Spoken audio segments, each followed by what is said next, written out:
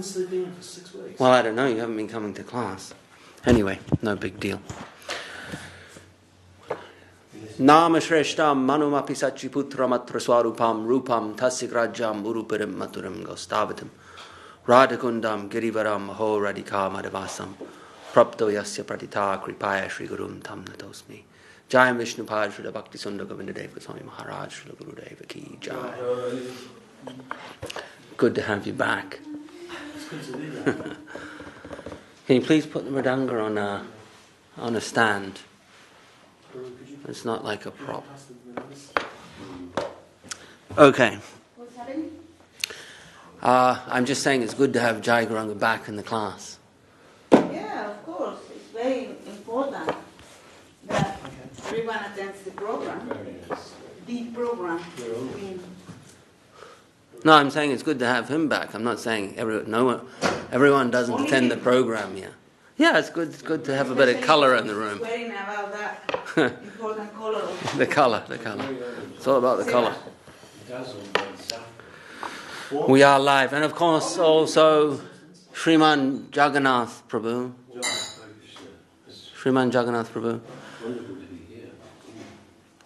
A stalwart devotee. The brother of Tridandi Maharaj. Bhakti Swarup Tridandi Maharaj's brother.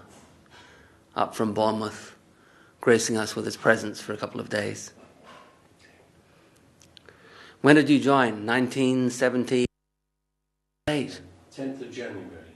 Wow. With Tridandi Maharaj. Same day. 10th of January 78. So that's pretty much 3 months after Prabhupada passed away. It is, yeah. Well, when we joined at the mount, there's nobody there. They were all in India. It was just a skeleton crew. There's still nobody there. They were there yesterday, they didn't see anybody. No, I'm only joking. I was just thinking about Monday Auntie in those days. There would have been routinely, like, I'd say at least 50 men on one side, 50 ladies on the other, in one block. I remember clearly, yeah, very busy. Yeah. Everybody turned up. Well, they were the heydays. Straight, I mean, Srila Prabhupada set such a massive momentum, created such a massive momentum that, they were days of high energy and a surge and growth. Also, he was in the same joint as well. Oh, yes, Devananda Prabhu was there as well. He was Wow. one of the first ones I spoke to, actually. Okay. He spoke, Rohini Nandana first of all. Captured him and radioed up the stairs to my colleague, who would take them up in the office and preach to them and get them to join, if possible. It's all possible. Get them to join. Who, that was your job? Hey? You were the recruiter. Yeah. I was the front of house, whom they all saw first of all, when we came up the stairs, and then I'd work closely with Rohini Nandan. Where I said, I've got a good one here, I think. And he said, just a minute, I've got one at the moment, I'm busy at the moment. Just keep him in the temple, keep him simple sharded. Just keep him talking, and like that. And we would systematically try and recruit as many devotees as we could. Of course, we're still doing that. We're trying.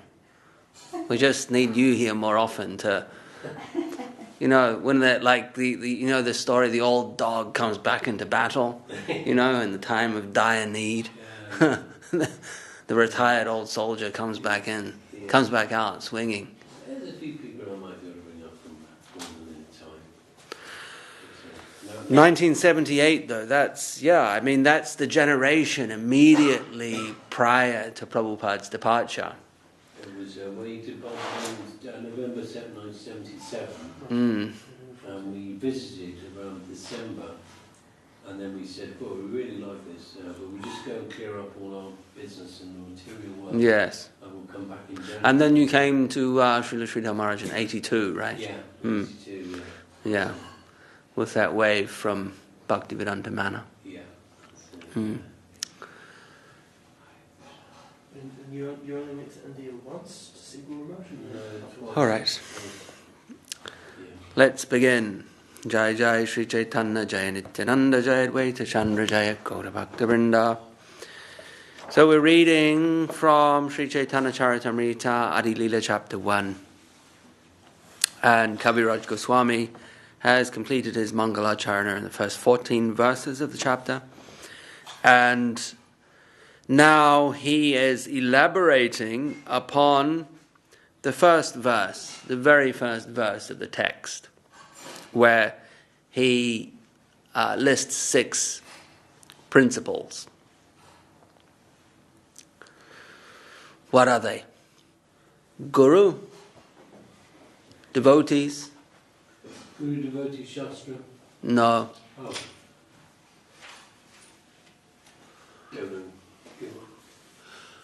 Guru, devotees, Shaktis, Jai, Srila Gurudeva Ki Jai.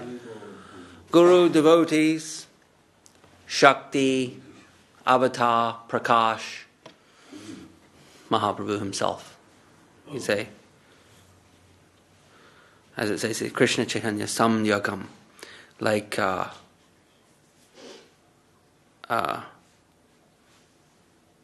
Sri Krishna Chaitanya himself. So those 6 items.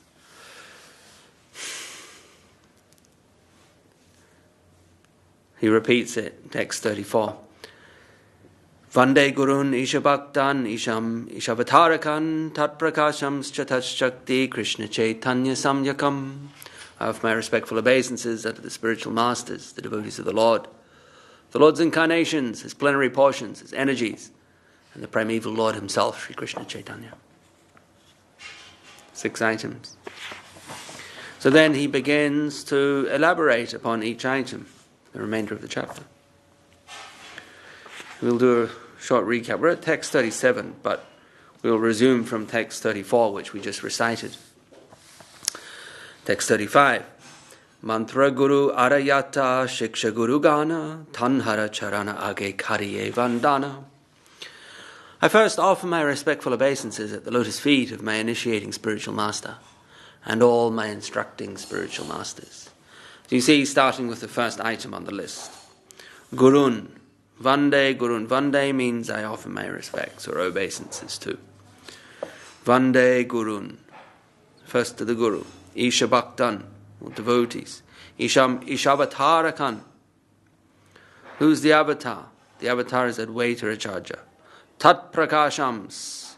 Who's the Prakash? Nityananda Prabhu. Chatat Shakti. Who's the Shakti? Gadadhar Pandit. Krishna Chaitanya Samyakam, Sri Krishna Chaitanya Mahaprabhu himself. So he's offering obeisances to the Panchatattva. Of course, this verse is twinned with the other verse that we chant every day, which is also part of, it's in our daily Mangalacharana, because it's in Kaviraj Goswami's Mangalacharana. Panchatattvatmakam Krishnam Bhakta Rupa Swarupakam Bhakta Vataram Bhaktakyam Namami Bhakta Shaktikam. So those 5 items again listed. Panchatattvatmakam Krishnam, Krishna himself as a devotee, Bhakta Rupa. Rupa means a form, the form of his devotee. Swarupakam, Nityananda Prabhu, the Prakash, manifestation of that original form. Rupa and then Swarup. Bhakta Vataram, Advaita Acharya. Bhaktakyam, the chief of the Bhaktas, Srivas Pandit. Namami Bhakta Shaktikam, Gadadhar Pandit. And of course, in this verse, he's added on the Guru, isn't it? Because the Panchatattva is approached through one's Guru. So he's saying, Vande Gurun Isha Bhaktan. That's the very first verse of Chaitanya Charitamrita, and now he's elaborating on it. Text 36. Sri Rupa Sanatana Bhatta Raghunath, Sri Jiva Gopal Bhatta Das Raghunath. The instructing spiritual masters are Sri Rupa Goswami, Sri Sanatana Goswami, Sri Raghunath, Sri Jiva Goswami, Sri Gopal Bhatta Goswami, and Srila Raghunath Das Goswami. These are known as the Sad Goswamis of Vrindavan, and they are the spiritual masters of the Shiksha Gurus of Srila Krishnadas Kaviraj Goswami. The point we made yesterday was that in the preceding verse, text 35, It says, I first offer my respectful obeisances at the lotus feet of my initiating spiritual master, singular, and all my instructing spiritual masters, plural. So we have a distinction there. One, of course, is formal, that the Diksha Guru gives the mantras. He also acts as a Shiksha Guru, or one would hope. Generally, the Diksha Guru should also serve as a Shiksha Guru. But the Shiksha Guru, it doesn't apply vice versa. The Shiksha Guru doesn't always serve, should not be serving as a... If one already has a Diksha Guru, then one's Shiksha Guru should not be serving as a Diksha Guru. One shouldn't be taking a second Diksha Guru. That's a gross violation of Vaishnav principle. I was reading the other day where it's on... I'm surprised this passage that I was reading wasn't in Sri Guru and His Grace. It's on Gaudiya Darshan, where Param Gurudev is talking about how to find... It's titled How to Find Your Guru. And it's a passage on where Param Gurudev is talking about how he was searching for a guru for 6 years. And in the 7th year, he discovered Srila Bhaktisiddhanta Saraswati Thakur. But in that passage, while discussing the process of identifying and surrendering to a guru, which essentially entails, you could say, a shopping process, without trying to make it sound too casual or too, prosaic or selfish. But one is shopping around for a guru. They're looking for someone that they can be inspired by, that they're confident that can lead them. And until they have found such a person, then surrender may be ill-advised. Because if you try and surrender to someone that you're not confident, inspired, 100% certain in, then it can produce problems down the line. You can develop doubts and other kind of issues that cause you stress and trauma in your spiritual life. However, once you have found someone that you're confident in and inspired by, then you surrender, and that's the end of the questioning process. That's the beginning of tadvidi pranipatena pariprashnena sevaya upadikshanti te jnana gyarinas tattvadarshana. Tadvidi pranipat, the first step, you surrender. Then you inquire prashna, and you do service, sevaya. And then you can get spiritual advancement. Upadikshanti te jnanas, can impart gyan. Why? Because gyan is tattva darshana. He's already seen the truth and experienced the truth. So that can be imparted unto oneself. But until one has found the guru, then they test, they shop around. And when the qualified guru meets the qualified disciple, then you have a powerful exchange where the progress is made, spiritual progress is made. A spiritual transmission takes place. But the point I want to make is that in that passage, How to Find Your Guru, which is on Gaudiya Darshan, Param Gurudev says, if you, for whatever reason, leave your guru and go to another guru, that's considered the greatest curse in life. So it's a great tragedy. So it's like the greatest curse in one's spiritual life. So, in relation to this verse, there is one initiating guru, and that is considered to be the guru for life. Kind of like marriage used to be, but is not anymore. But in terms of Shiksha Gurus, their number is not fixed. In fact, one could say you're fortunate if you have multiple Shiksha Gurus, where you can derive inspiration from multiple places. Not that, again, you compromise your focus and your fidelity by going around here, there, and everywhere. But nonetheless, if you have a group of well-wishers from which you can draw instruction and inspiration, then you can consider your position kind of safe, fortunate.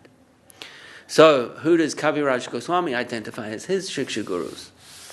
6 Goswamis of Vrindavan. Sri Rupa Sanatan Bhatta Raghunath, Sri Jiva Gopal Bhatta Das Raghunath.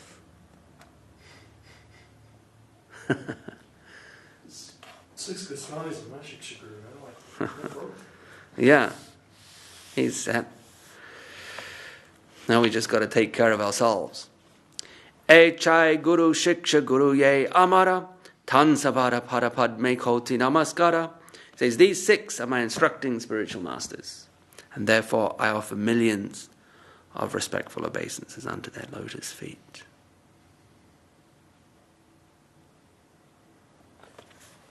Purport.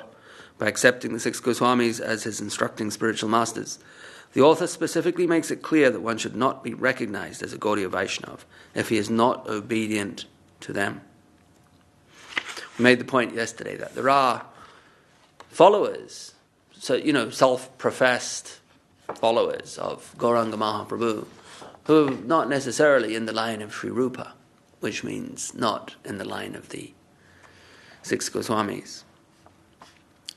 They miss the point that is given in the Chaitanya Charitamrita regarding the deeper conception of Mahaprabhu's identity and his purpose and his appointment of Rupa Goswami as the charge, the guru, the figure to head his sampradaya going forward. And thus they come up with all sorts of questionable ideas and conceptions. Bhaktivinoda Thakur identified 13 upper sampradayas that some of them, they may or may not see Rupa Goswami as the sampradaya chief. Many of them do. Many of them would still consider themselves Rupanugas, but some of them don't. For instance, some of the ones that perhaps were based in Orissa that did not come from or develop out of the preaching of, we could say, Nityananda Prabhu or Narottam, Srinivas, Shamananda, Janavamata, Birachandra. These are all the big preachers in Bengal following Sri Chaitanya Mahaprabhu in the generations immediately succeeding Sri Chaitanya Mahaprabhu. But those in Orissa, without the influence of these preachers who are following Rupa in the line of Rupa Goswami, then we have other concocted conceptions that take shape. The main one in Orissa, they're known as Ati-Badis. Ati-Badi means too good. Ati-Badi. And they said Mahaprabhu called us Ati-Badi, which means so good, like too good, like just words can't express. Ati-Badi, too good. But they themselves, without following this strictly under the guidance of someone appointed by, in this case, Mahaprabhu, then their conceptions, they go wayward. And they may not even be appreciating the Radha Bhava Duti Suvalitam Nomi Krishna Swarupam conception of Mahaprabhu's identity. So, on several counts, they may not be following the track that Mahaprabhu set, or the standard vision that Mahaprabhu established. Ati-Badis. So Bhaktivinoda Thakur identifies 13. Ati-Badis is one of them. Kartabhajja, Ola, Bola, Kartabhajja, Gauranga Nagari, Saki Beki, all of these different groups. Yeah, Jati Gosani,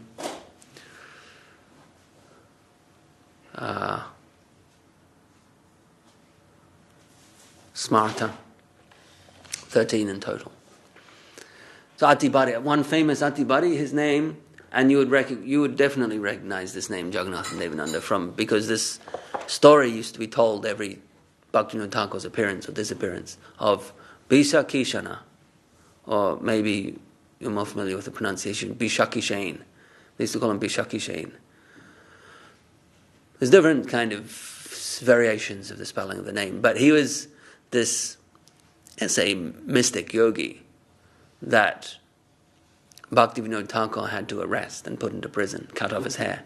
You know the story now, don't you? No. You don't? No, I do. You do? So he was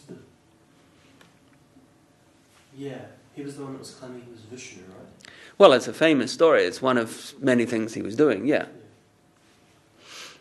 Bisa Kishan. So nice. Everyone, what? So nice. What's so nice? What's so nice?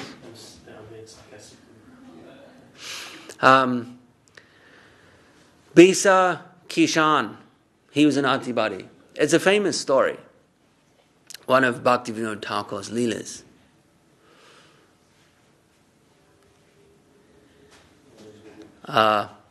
But we won't go into the story. Maybe just the outline of the story. What did he do when he got arrested? Bisa Kishan. Yeah. Bisa Kishan. When we used to hear the story growing up. There's that book, The Seventh Goswami, written by this ISKCON devotee called Rupa Vilas, Prabhupada disciple. It's a kind of just a bit of a knockoff of literature already available. It's a translation. He's put his name on it. But it's a good book. It's the first book in English about Bhaktivinoda Thakur called The Seventh Goswami.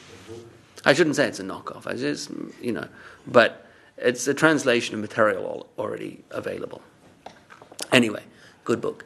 And, so the Bisa Kishan was a mystic yogi. He was kind of developed. He would live in the forest. Hare Krishna. Jai Gauranga Prabhu, do you want to go shut that door? Thank you.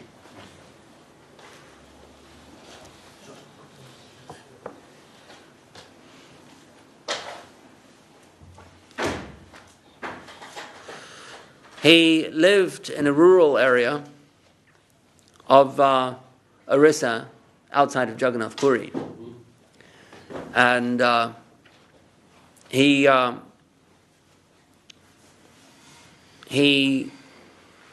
was fomenting something of a rebellion during the time of the British Raj.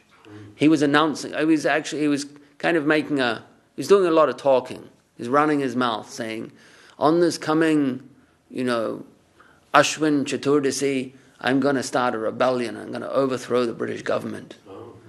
And you know how these rebellions start at grassroots? They spread through all the villages, and particularly in India, there's the network, the information travels so fast through the villages. And then they can all get together with a collective purpose and rise in unison. Mm-hmm. So the British understood that this could be quite a force to deal with. So they thought, we have to take care of this Bisa Kishan fellow. So because Bhaktivinoda Thakur was a very competent administrator, a magistrate under the British government, they tasked him with the job of dealing with Bisa Kishan. So he went out there and he had a chat. Bisa Kishan said to him as he arrived, he was sitting there in the forest with some of his followers around him, and he said, I know, Babu, why you have come here. I know already why you've come. And Bhaktivinoda Thakur was like, well, very good. And he says to him that you have to desist from your stirring up of, from your inflammatory kind of rhetoric, stirring up this rebellious sentiment. And he says, no, I'm not going to stop that. And so Bhaktivinoda Thakur goes, all right, I'll give you 3 days to think about it. And if you don't stop, then I'll come back and I'll have to take a next step. So Bhaktivinoda Thakur has to come back with a bevy of soldiers and a cart, and they end up having to arrest Bisa Kishan. They arrest him and they put him on the cart and they take him into Puri. And he is put to trial, and Bhaktivinoda Thakur gives him several opportunities to change his course. But he stays steadfast. He doesn't budge. And throughout this trial, Bisa Kishan's followers are creating quite the tumult outside the court. So it's a volatile and kind of dangerous situation. But Bhaktivinoda Thakur is handling it. He's not backing down. And Bisa Kishan then, towards the conclusion of the trial, he begins to threaten Bhaktivinoda Thakur. He says, if you go ahead with this, you're going to be in trouble. I can cause a lot of trouble for you and your family. And another thing that Bisa Kishan was doing was not just fomenting rebellion in the village people, but he was also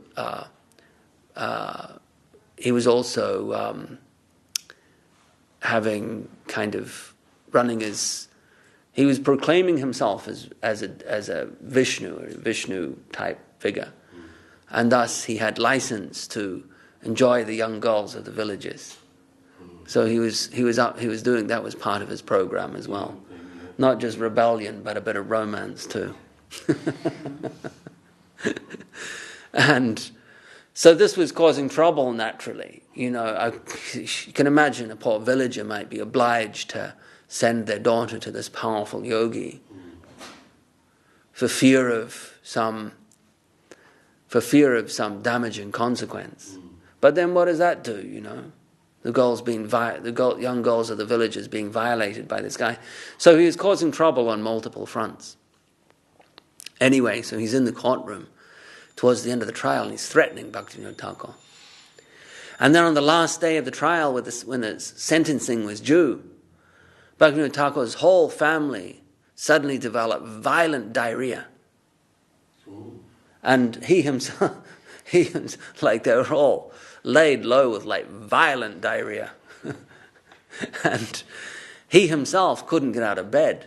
He had a fever and he was paralyzed and like wasted, zapped of energy.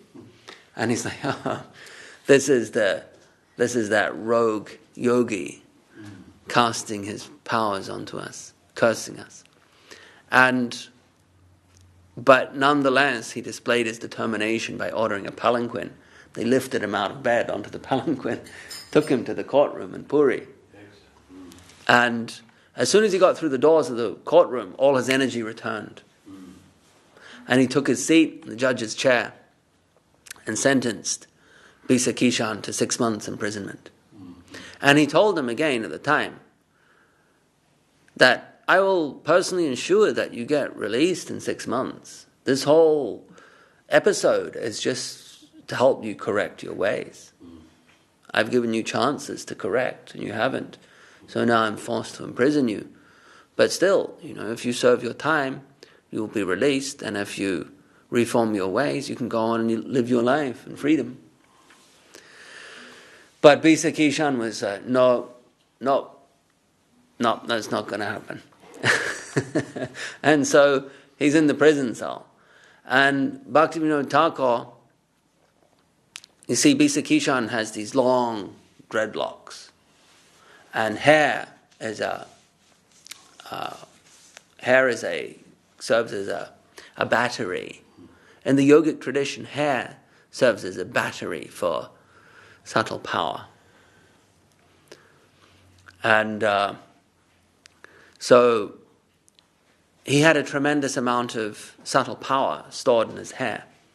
And to the point where he could shake his dreadlocks like this and sparks and flames would come out.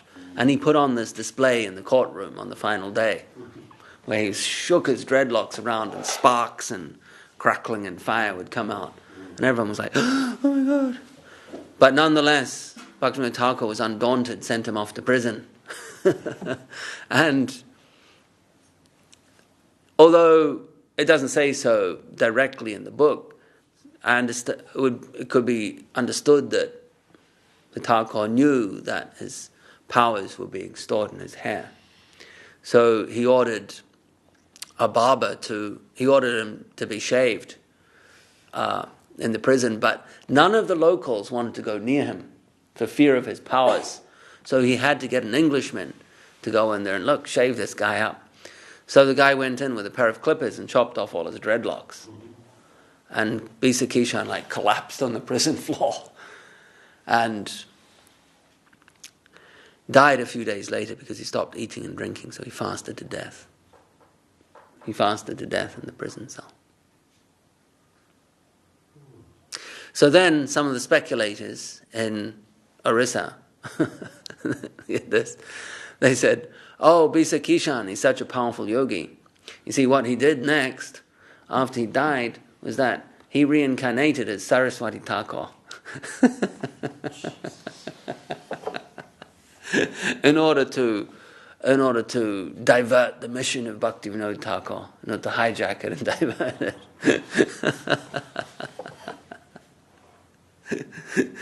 That's a little less known part of the saga. Well, exactly. And then, sorry? You threatened to do that, or you did? No, this is what some wacko pagal people in Orissa say. Right, And Param Gurudev was saying, like, yeah, right, so do we see any like correlation between the natures of Bisa Kishan and Saraswati Thakur? There's some common thread there. Well, initially, he was arrested because he was stirring up insurrection against the Yeah. British. Yes. But Bhaktivinoda, he wasn't. Well, he was a magistrate, wasn't he? He was a district magistrate. Yeah, he was a He magistrate. could have turned a blind eye to that and said, "Yeah, go for it." He wanted the British out, didn't he? Who? Bhaktivinoda Thakur? Well, No. all- No.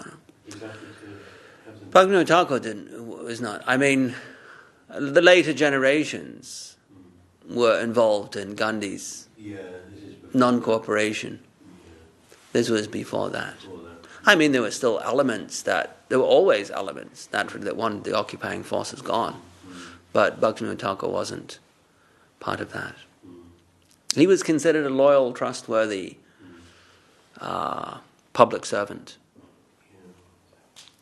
But we got onto that because Bisa Kishan was an Atibari, identified by Bhaktivinoda Thakur as an Apa Sampradaya.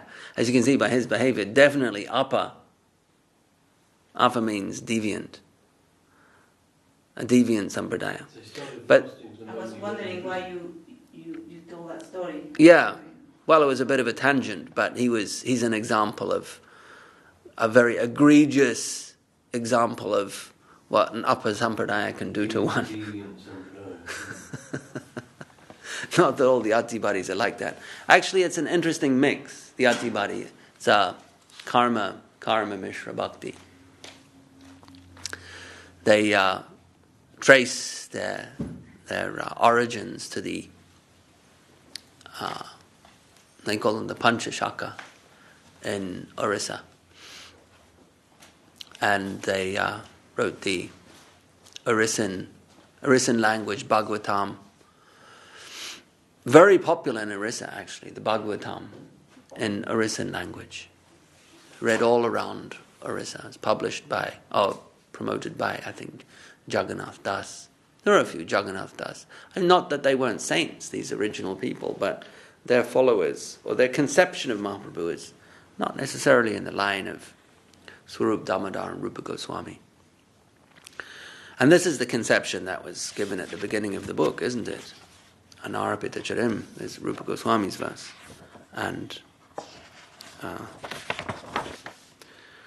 Radha Krishna Pranaya Vikritir Hladini Shakti Razmad, Swarup Damodar Goswami. Sri Radhaya Pranaya Mahima Kidrisho Vanayaiva. Again, Swarup Damodar Goswami. Giving Mahaprabhu's external reason, given by Rupa Goswami, her appearance, Mahaprabhu's identity, Radha Bhava Juti Suvalitam Naumi Krishna Swarupam. This is text 5. And then Mahaprabhu's internal reason, again given by Swarup Damodar. So these deep appreciations of Mahaprabhu's core identity and purpose were not appreciated by necessarily the Atibaris.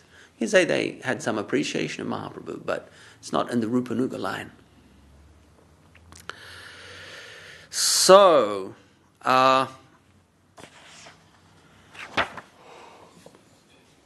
Well, the approximately quotes, if you look up Chaitanya Mahaprabhu, it says Chaitanya at 15th century Indian saint. that's the academic view. So Kaviraj Goswami is identifying his spiritual masters, the 6 Goswamis. And we got onto that tangent because when Kaviraj Goswami is identifying his Shiksha Gurus, the Sad Goswamis, we made the point that not all people who profess to be followers of Mahaprabhu identify the 6 Goswamis as part of their sampradaya. Of course not directly their Shiksha Gurus. Kaviraj Goswami was personally met, I believe, all of the Goswamis.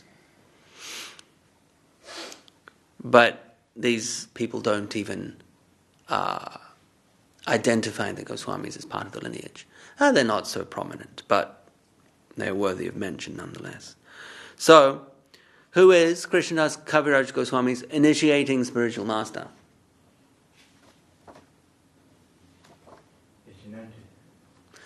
Could be, actually. Could be a good point. Why do you say that? It just comes. It came to you. Yeah. Inspiration. I seem to remember. It's just a guess. Yeah. Is it correct? Well, it could be correct, actually, but there is some... No Jiva Goswami? No, Raghunath Das Goswami is generally considered to be his spiritual master. I've heard Param Gurudev say it's Raghunath Das Goswami.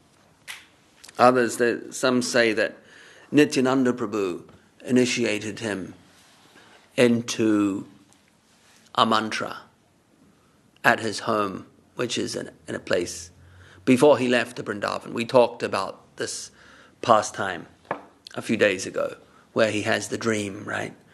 When Nityananda Prabhu appears to him after the incident in his home where Nityananda Prabhu's associate is offended.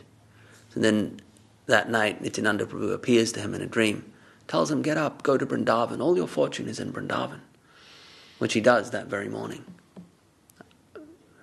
Instantly, upon awakening, he prepares and leaves. So, some say that earlier, Nityananda Prabhu visited his home, which is in Jamatpur, sort of north of Katwa, a little bit north of Katwa, and initiated him into a mantra. But that's perhaps an alternative opinion. Maybe something like that happened. But I've personally read where Guru Maharaj says that, Param Gurudev says that he's a disciple of Raghunath Das Goswami.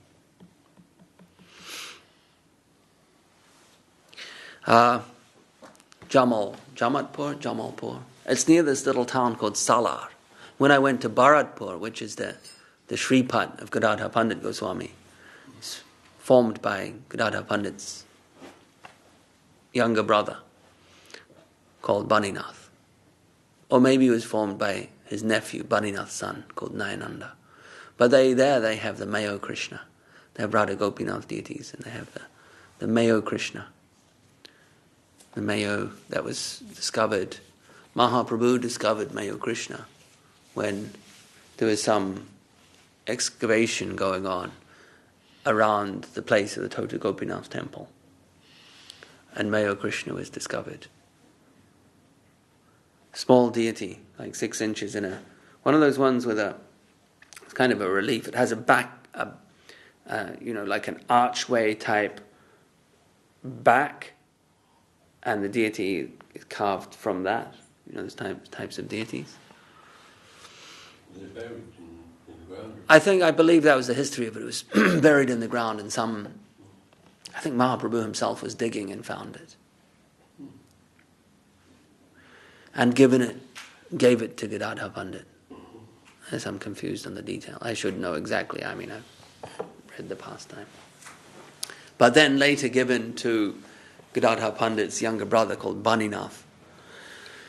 And eventually, and now in Bharatpur. And to get to Bharatpur, when I went there last time, it was in Navadvip, went up to Bharatpur. These people are descendants in the line of Gadadhar Pandit. And so that's the Shripat. And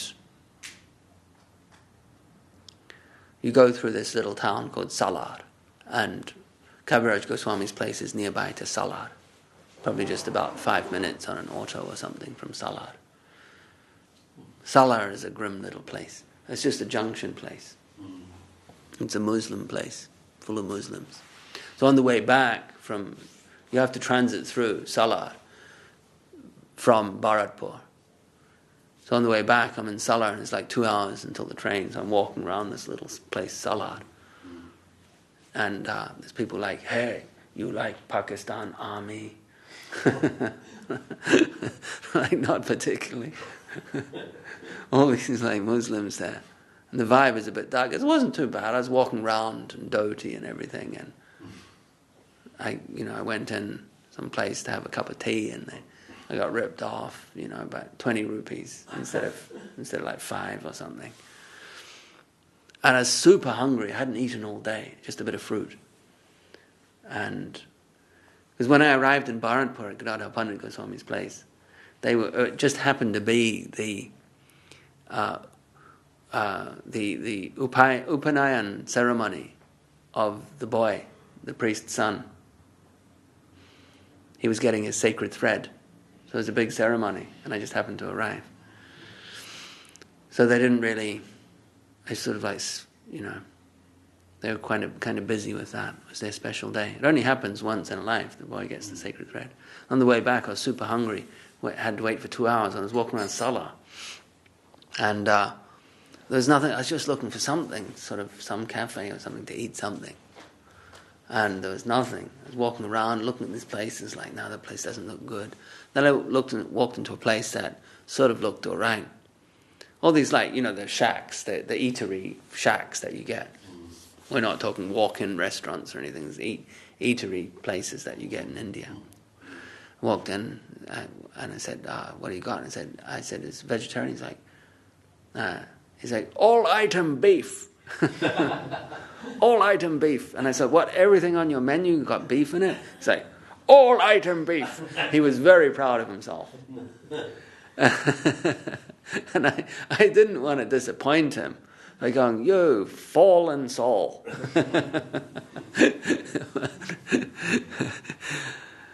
Because he was so proud. He thought I was going to be like, oh, great, just what I'm looking for. I had to come all the way up here from Navadweep to find you guys. Sick of all this stick sabji. Some cow. But that's what he was. And so I didn't want to burst his bubble. I was just like, oh, no, thank you. So I ended up eating like a couple of bananas or something. All item beef. That's Salar, grim old place. But anyway, Jamalpur is nearby to there. Time is escaping us. So, Krishnadas Kaviraj Goswami is naming the Sad Goswamis as his instructing spiritual masters. That's right. The purport, Prabhupada says, by accepting the 6 Goswamis as his instructing spiritual masters, the author specifically makes it clear that one should not be recognized as a Gaudiya Vaishnava if he is not obedient to them. That's how we touched on the upper sampradayas. One more verse. Bhagyavanera bhakta yata shrivasa pradhan tan sabara parapadme sahasra pranam. There are innumerable devotees of the Lord, of whom Srivas Thakur is the foremost. I offer my respectful obeisances thousands of times unto their lotus feet. So, Vande Gurun Isha Bhaktan. So he's already named his gurus, 6 Goswamis, and now he's naming Isha Bhaktan. Isha means the foremost. The foremost Bhakta. Who is? Srivas Thakur. There are innumerable devotees of the Lord, of whom Srivas Thakur is the foremost. I offer my respectful obeisances thousands of times under their lotus feet. Jai Jai Sri Chaitanya Charitamrita, Jai Advaita Chandra Jaya Gaura Bhakti Vrinda. So reading, just read a paragraph, just a snippet from Devotional Treasure Chest by Srila Bhakti Rakha Sridhar Dev Goswami Maharaj. Yesterday, Param Gurudev was making the point that we need to be prepared to make a sacrifice. He gives the example of Prahlad, how at the time of Prahlad's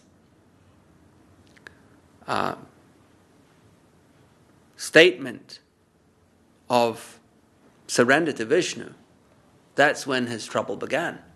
When he proclaimed himself to be a devotee, that's when his troubles began. So, Param Gurudev is using kind of heavy language here, saying we must also be prepared for that torture. Torture will increase our enthusiasm in an indirect way.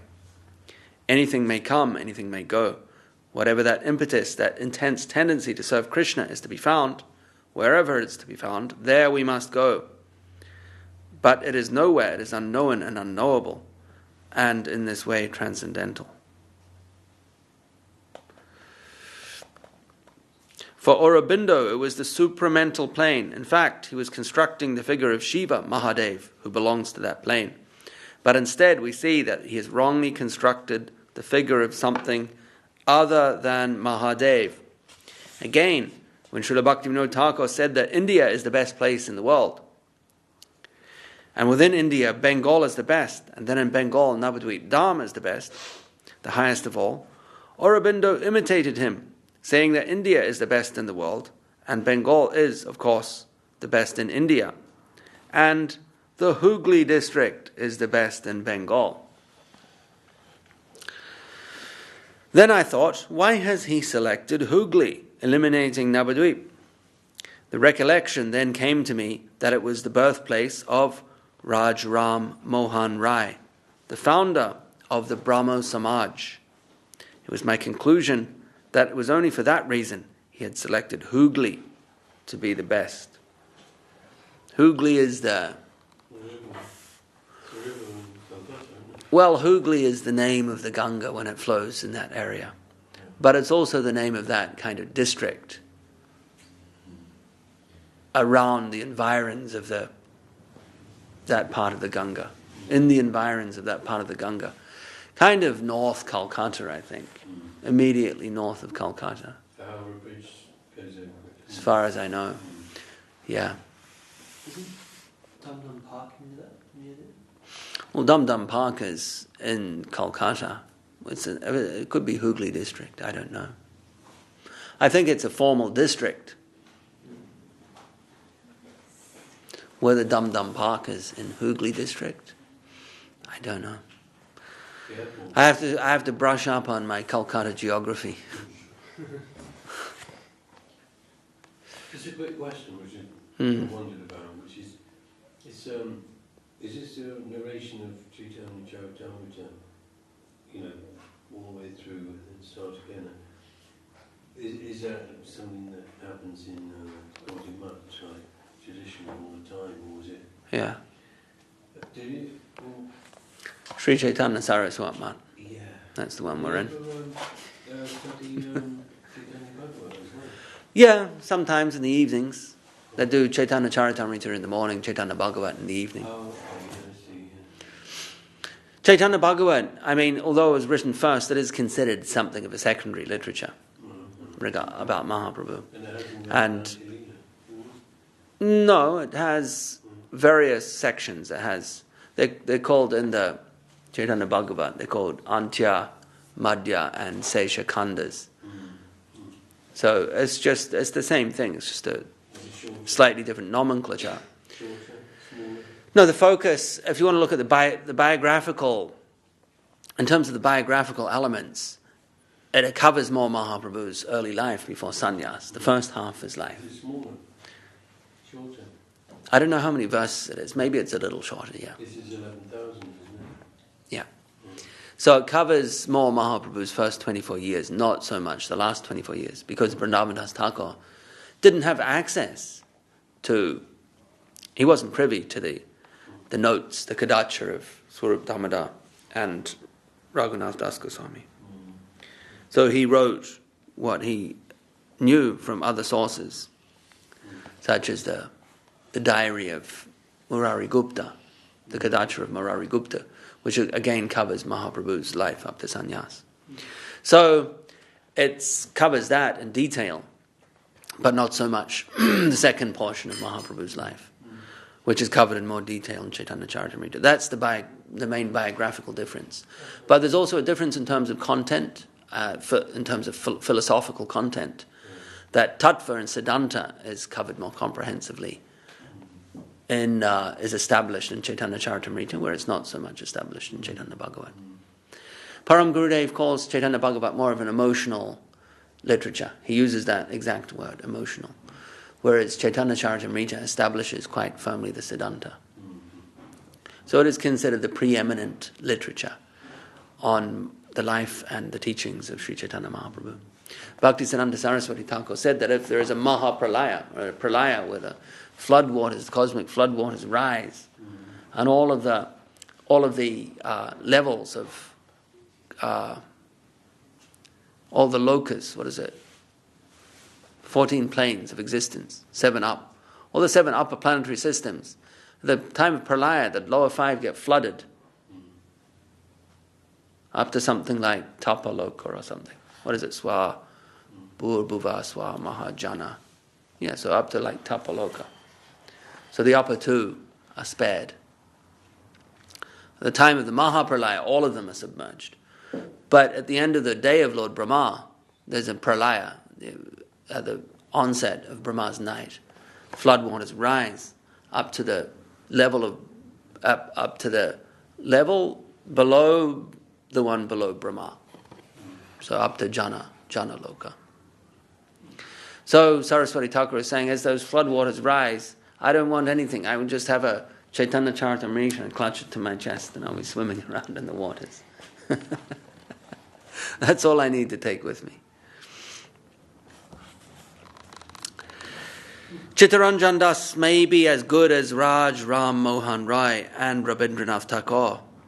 And although his father was a Brahmo, he himself returned to Hinduism, telling his friends, "If you write something about me, then please describe me as a servant of a Vaishnav."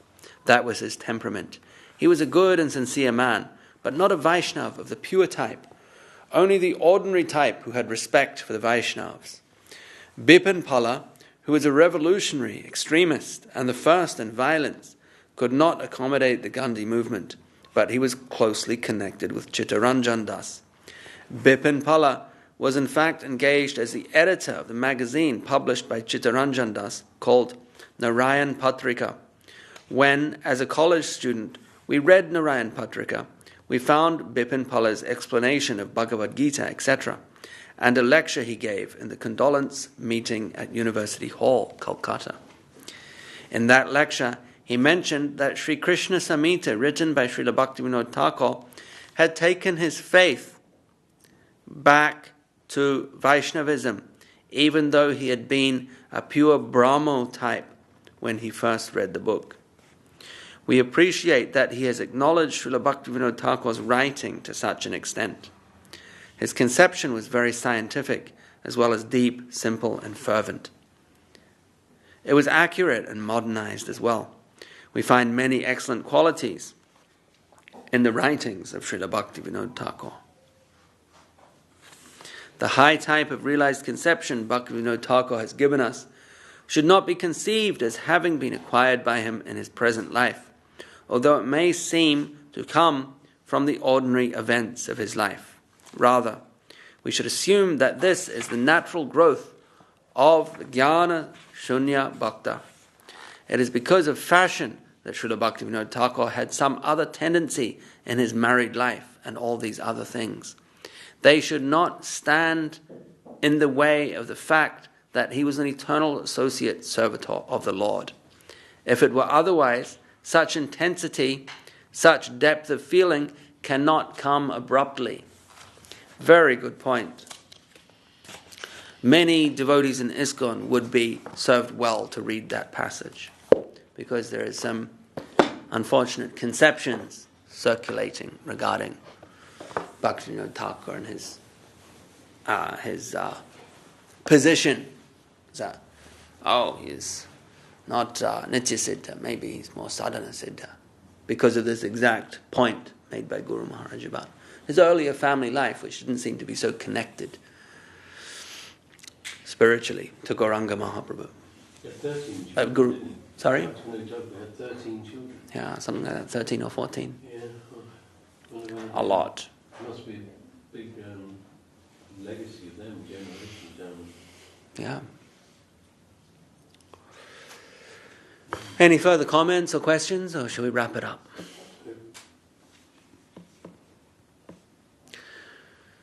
Jai Srila Bhakti Rakha Sridhar Dev Goswami Maharaj ki Jai, Srila Bhakti Sundar Govinda Dev Goswami Maharaj ki Jai. Do you want to sing, Prabhu? Hare Hare Hari Haraya Nama Krishna Yadavaya Namaha Nama Krishna Yadavaya Namaha Yadavaya Madhavaya Keshavaya Namaha Yadavaya Madhavaya Keshavaya Namaha Gopala Govinda Ram Shri Madhusudana Gopala Govinda Ram Shri Madhusudana Hari Gopinatha Madana Mohana Giridhari Gopinath Madana Mohana Chaitanya Nityananda Shri Advaita Chandra Shri Chaitanya Nityananda Shri Advaita Chandra Radhara Shri Vasadi Gaura Bhakta Vrinda Jai Rupa Sanatana Bhakta Raghunatha Jiva Gopala Bhakta Dasa Raghunatha Echai Goshai Kori Charana Vandana Jahavati Vignana Sabhishta Purana Echai Goshai Jaramuri Taradas Sabara Pada Renu Mora Panchadas Adira Charana Sevi Bhakta Sanibasa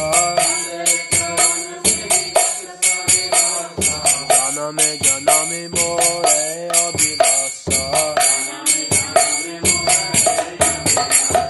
Echai Goshai Jabe Bhaje Koilabas Krishna Nitya Lila Korila Prakasha Anande Bola Hari Bhaja Vindavana Shri Guru Vaishnava Pade Majai Yamana Shri Guru Vaishnava Pade Padma Kori Asha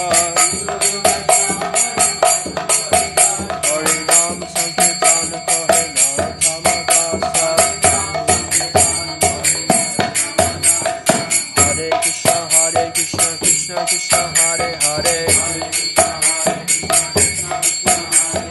Hare Rama Rama Rama Hare Hare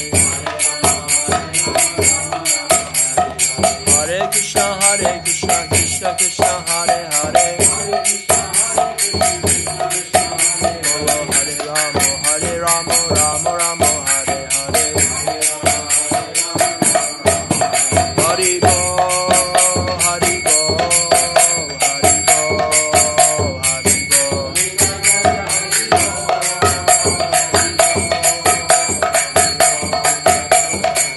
Nitai Gaura Hari Bo Hari Bo Hari Bo